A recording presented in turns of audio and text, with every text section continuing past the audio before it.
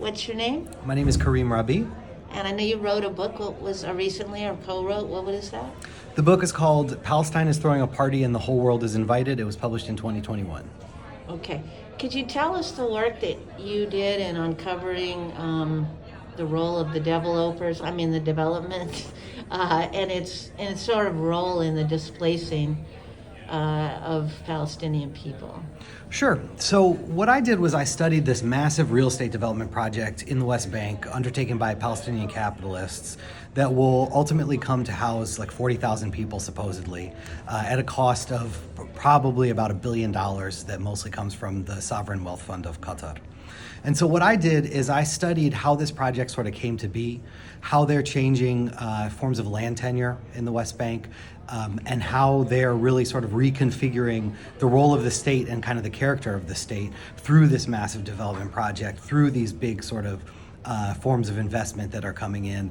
And I was really worried and concerned to think and talk about sort of how ideas of politics are changing and how the sort of like potential for home ownership for a lot of Palestinians is sort of attaching them to the land in a different way through kind of ideas about individual ownership, class aspirations, stuff like that, and what that means for sort of ideas of national struggle. And that was sort of what I was trying to figure out. So what brings it up immediately comes up for me, obviously, is that you've removed indigenous people from their land, like is always the settler plan, right? And then you're either houseless on your land or landless on your own land, as we know from South Africa to Turtle Island, right?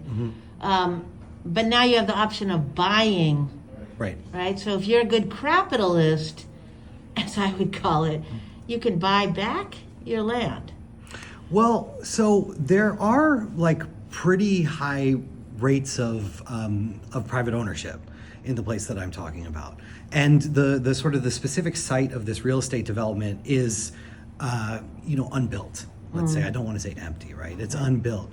And so what I was trying to reconstruct is this process so this thing is $1 billion, right? And it's at a scale that is really unique. It's like setting a lot of precedent for building and for the scale of investment, let's say, something like that.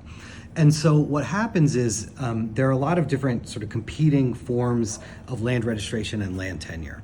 And so one of the things these developers really wanted to do was to figure out how to get clear title on a huge scale, which was really difficult, right? Because again, there are sort of different forms of land registration. There are sort of some forms that are like, old forms, like from this rock to this river, or creek, or it's been mapped out, or it's been sort of like GIS mapped out. So and these don't really overlap in the place that I'm talking about.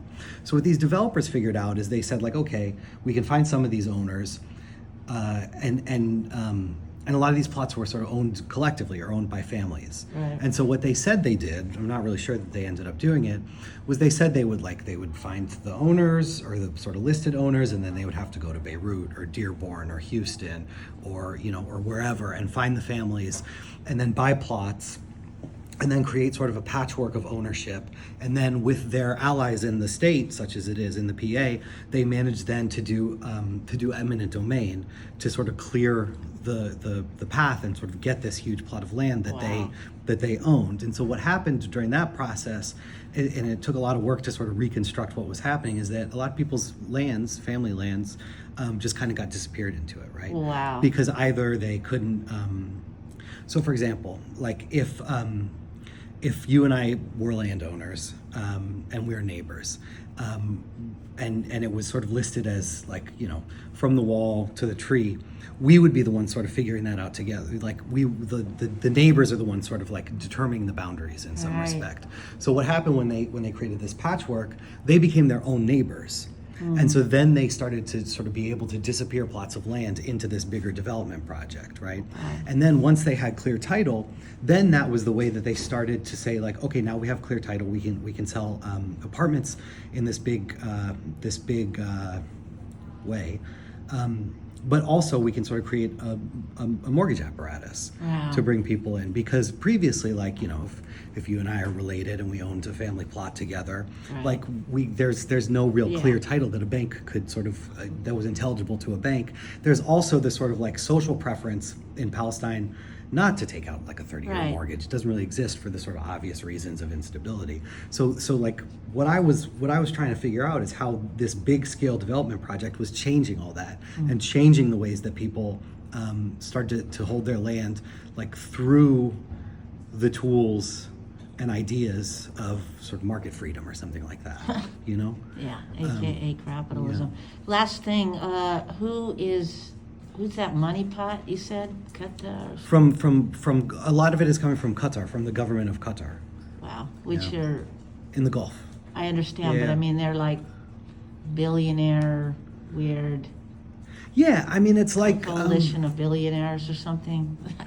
well, it's like it's sort of state funds that they use for, you know, like development sort of projects and stuff like that. I mean, one of the things that I wrote about in that book was how, you know, what's the word in the U.S.? I can't remember, like socially responsible investing or something like that. Right. You know, that's come up a couple times in this workshop.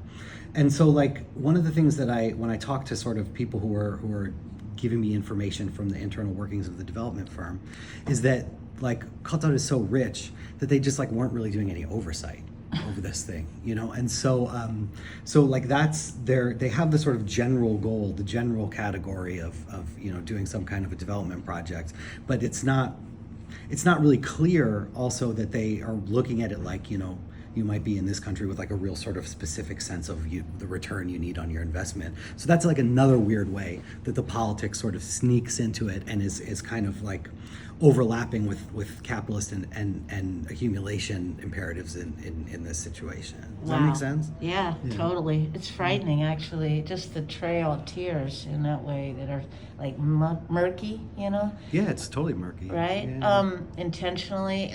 What's the name of the book again? One more plug. It's How called do you get it? Palestine is Throwing a Party and the Whole World is Invited. It was published in 2021 by Duke University Press. Excellent. Thank you. Thank